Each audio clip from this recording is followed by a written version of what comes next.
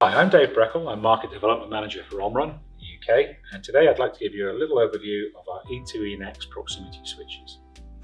The E2E-NEXT is our new generation, our next generation of proximity switches. The big feature with these essentially is that we've further extended the sensing range. So in the past there's been many single and double, but here we have the longest sensing distance in the industry. All of the sensors follow the standard proximity switch sizes, so we have our M8s, M12s, M18s, M30s.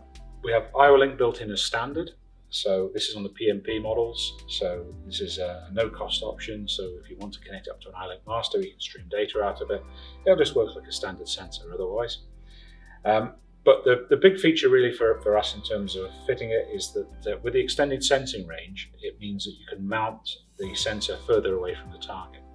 So typically with a proximity switch, if it's damaged or fails, it's usually because it's a short range device and whatever it's sensing hits the target.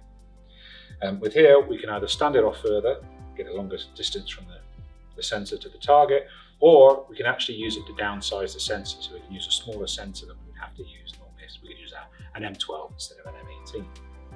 So here we have a simple little sensor jig. We have two of our E2E-NEXT sensors and two of our previous extended range models.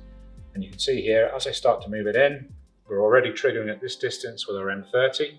The E2E-NEXT also has this really good 360-degree LED light on the back, so it can be seen from any angle. The previous models, you had a LED that had to be lined up to see if it's switching on and off. You can then see as we move the stainless steel target in a little bit further, we've even got the smaller E2E-NEXT triggering even before the M18 of the previous model. And then eventually, as we move in, we'll start to trigger our previous model and then our smaller M12 unit. So we've got a longer standoff distance than any other sensor on the market. We have IO-Link built in as standard. And also, just to show you, this is using a normal stainless steel target. I can swap this out with aluminium. As you're probably aware, with aluminium, you normally have to derate it as you would with a non-ferrous metal. The E2E-NEXT are what you call factor 1, so it will trigger at the same distance with steel as aluminium.